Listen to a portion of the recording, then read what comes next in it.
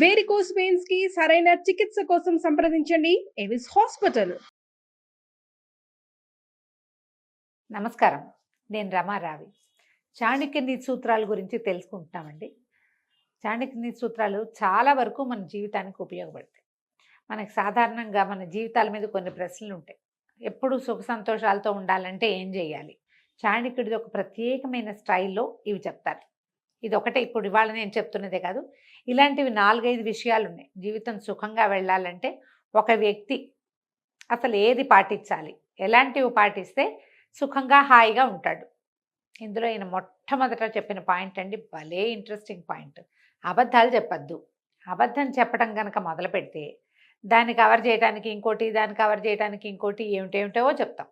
అవసరానికో గొప్పకో ఏదైనా పని గడుపుకోవటానికో మనం అబద్ధం చెప్తే దాని మీద నిలబడలేకపోతాం. నిజం చెప్పామనుకోండి హాయిగా ఉంటుంది. మొదటిసారి కష్టం, నిజం చెప్పేటప్పుడే కష్టం, తర్వాత ఇంకేం ప్రాబ్లము ఉండదు, ఓపెన్గా ఉంటుంది. కానీ అబద్ధం చెప్పడం కనుక మొదలు పెట్టామంటే దాన్ని కవర్ చేస్తూ ఉండాలి. ఎప్పుడు అలర్ట్గా ఉండాలి.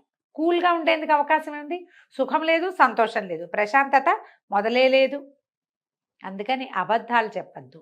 ఒకవేళ అబద్ధమే చెప్పవలసి వస్తే చెప్పాల్సే వస్తుంది. జీవితం కదండి, మనం మనుషులం కాదా, తప్పదు కదా. అయితే ఏదో ఒక సమయంలో దాన్ని రివీల్ చేసేయండి. నేను ఆ రోజు అబద్ధం చెప్పాను అని ఏదో ఒక సందర్భంలో అదంతా నిజమేం కాదు, ఆ టైంకి ఇంకేం చేయలేక ఆ మాట చెప్పాము అన్న మాట రివీల్ చేసేస్తే దాన్ని కవర్ చేసే సమస్య ఉండదు మనకి. ఆయన ఇదంతా చెప్పలేదండి, అబద్ధాలు ఆడద్దు అని చెప్పారు, నేను చెప్తున్నాను ఇది. దాన్ని ఇంటర్ప్రిట్ చేసుకుంటున్నాం మనం. సాధ్యమైనంత అబద్ధం చెప్పకుండా ఉండండి. మీ జీవిత సుఖ సంతోషాలకి చాణక్యుడు గ్యారంటీ ఇస్తాడట. ఓకే, రెండో పాయింట్ చెప్తున్నారు, సూటిగా మాట్లాడద్దు. నా బొట్టు వాళ్ళు ఏమైపోవాలండి కదా అనిపిస్తుంది మీకు వెంటనే. రమ్మగారు చాలా సూటిగా మాట్లాడతారు. అన్ని విషయాలు కాదండి, మేము కూడా చాణక్యుడిని పాటిస్తాం. మనం సూటిగా మాట్లాడితే కానీ కుదరని పక్షంలో అది మన మెడ మీదకి గండకత్తరైతే గనక అప్పుడు మాట్లాడకుండా ఉండండి. నోరు మూసుకోవడం ఊరుకున్నంత ఉత్తమం లేదు. అప్పుడు మాట్లాడకుండా ఉంటే సరిపోతుంది. సూటిగా మొహం మీదే చెప్పడం, కుండ బద్దలు కొట్టినట్టుగా మాట్లాడడం, నేను ఇంతే, నాకు ఇలాగే వచ్చు, నా పద్ధతి ఇదే, ఇలాంటి వాళ్ళు ఏదో ఒక గోడకి తగిలి మొహం పగలగొట్టుకుంటూ ఉంటారు ఎప్పుడు. మీరు చూడండి, అడవిలో సూటిగా స్ట్రైట్గా పెరిగిన చెట్లు విరిగిపోతాయి, వంకర టింకరగా పెరిగిన చెట్లు ఎక్కువ కాలం బతుకుతాయి. ఇది కూడా చాణక్యుడు చెప్పింది. అందుకని అవసరానికి లొంగండి, మాట్లాడకుండా ఊరుకోండి. సూటిగా చెప్పవలసే వస్తే గనక జనం ఎక్కువ లేకుండా చూసుకోండి. ఒకళ్ళకే ఏదైనా చెప్పాల్సి వస్తే పర్వాలేదు, కానీ నలుగురిలో చెప్పాల్సి వచ్చిందా మీరు సమాజానికి శత్రువు అయిపోతారు. దానివల్ల సుఖ సంతోషాలు ఉండనే ఉండవు. ఇది కూడా రెండో పాయింట్. మూడోది, అత్యాశ పనికిరాదు. ఆశ తప్పకుండా ఉండాలండి. జీవితం మీద ఆశ ఉండాలి, జీవన గమనం మీద ఆశ ఉండాలి, భవిష్యత్తు పట్ల ఆశ ఉండాలి. ఆశ వేరు, అత్యాశ వేరు. దురాశ ఇంకొకటి వేరు. దురాశ అంటే పక్కవాడిది లాక్కునేది, అది అసలు పనికిరాదు. అత్యాశ అంటే మనకి కొంత వస్తుంది అని అనుకున్నప్పుడు ఇంకా 5-6 అవకాశాలు కనపడుతుంటే ఇక్కడ నిలబడి అవన్నీ కూడా ఒక్కసారే గ్రాబ్ చేసేద్దామని అనుకోవద్దు. స్లోగా చేయండి. స్లోగా రేస్ విన్ చేయొచ్చు మనం. తాబేలు కుందేలు లాగా ఒక్క చలాంగ్లో ఒక్క గంతులో దాన్ని దేన్నో మసిపూసి మారేడుకాయ చేసి అంతా పొట్టన పెట్టేసుకుందామని అనుకోవద్దు. అత్యాశ ఎప్పుడూ సుఖ సంతోషాలకి విరోధి. అది మిమ్మల్ని ఎదగనివ్వదు, పెరగనివ్వదు, ఇబ్బంది పెడుతుంది. ఎప్పుడైనా చతికిలు పడితే లేవనివ్వదు, అదొక ప్రాబ్లంగా ఉంటుంది.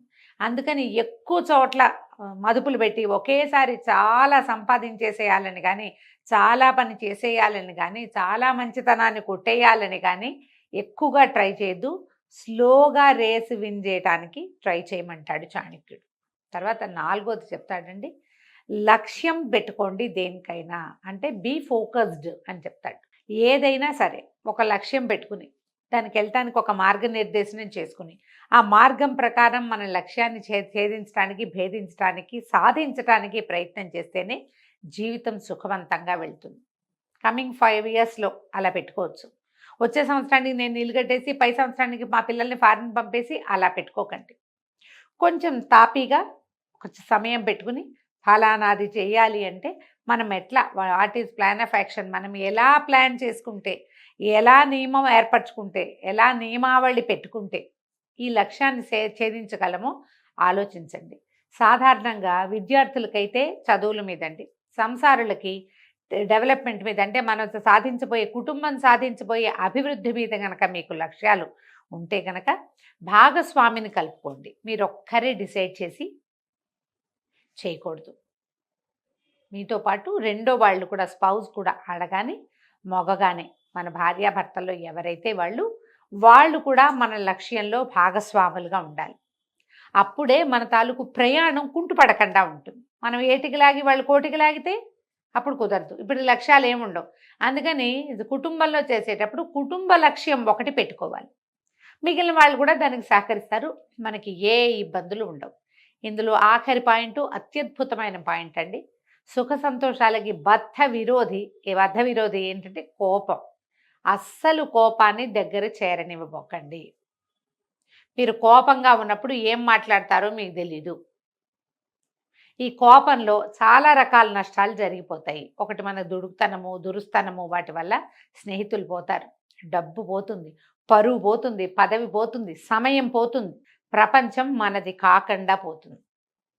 కోపంతో ధూర్తత్వం వస్తుంది. కోపం వచ్చి ఏం చేస్తామంటే ఆ పూట అన్నం అనుకుని నోరు మూసు కూర్చోము, లేదా 2 ముద్దలు ఎక్కువ తిని నోరు మూసుకుని ఉన్నాం.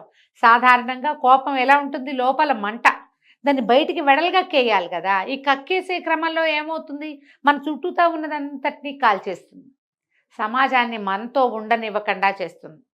అంతకుముందు మనతోటి సహాయాలు పొందిన వాళ్ళు కూడా మీరు సహాయం చేయకపోతే పీడాపోయారు, ఏమనరు.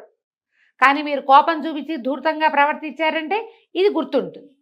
అంతకుముందు 10 మాటలు ప్రతిసారి హోటల్కి తీసుకెళ్ళి టిఫిన్ పెట్టించింది జ్ఞాపకమే ఉండదు. మీరు ఒక్కసారి దురుసుగా కోపం చూపించింది మాత్రం బాగా గుర్తుపెట్టుకుంటారండి. ఈ గుర్తుపెట్టుకునే వాళ్ళల్లో సమాజంలో ప్రతి వాళ్ళు, మన స్నేహితులు, మన అమ్మా నాన్న కూడా మన కోపాలు గుర్తుపెట్టుకుంటారు, మర్చిపోరు. అమ్మా నాన్న కాబట్టి క్షమిస్తారు గుర్తుపెట్టుకున్నా కూడా. భార్యలు లేదా భర్తలు, సంతానము, పిల్లలు అసలు మర్చిపోరండి. కోపం వచ్చి కొట్టేమనుకోండి అవి మర్చిపోరు. మనం కొనిపెట్టినవి, మనం చూసినవి, మనం ఎత్తుకున్నవి, మనం లాలించినవి ఏమి జ్ఞాపకం ఉండవు. అవన్నీ సహజంగా ఉంటాయి. కోపం ఎక్స్ట్రాగా కనపడుతుంది. అందుకని కోపాన్ని విడనాడండి. మీ సుఖ జీవనానికి, సుఖ సంతోషాల జీవితంలో హాయిగా ఉండాలంటే, మనం ప్రశాంతంగా ఉండాలంటే, అబండెన్స్ మనకు కావాల్సిన జీవితంలో అభివృద్ధిని సాధించాలంటే ఈ కోపాన్ని కూడా వదిలేసేయాలి. ఒకటి అబద్ధాలు చెప్పకూడదు, రెండోది సూటిగా మాట్లాడకూడదు. రెండోది సూటిగా మాట్లాడకూడదు, మూడోది అత్యాశ పనికిరాదు, నాలుగోది ఖచ్చితంగా లక్ష్యాన్ని పెట్టుకోవాలి, ఐదోది కోపాన్ని జయించాలి. ఈ 5 మార్గాలు కనుక మనం అనుసరిస్తే మన జీవితం సుఖ సంతోషాలతోటి తులతూగుతూ ఉంటుందని చాణక్యుడు చెప్పాడు. సుమన్ టీవీలో మీ పర్సనల్ అండ్ బిజినెస్ ప్రమోషన్స్ కోసం కింది నెంబర్కి కాంటాక్ట్ చేయండి.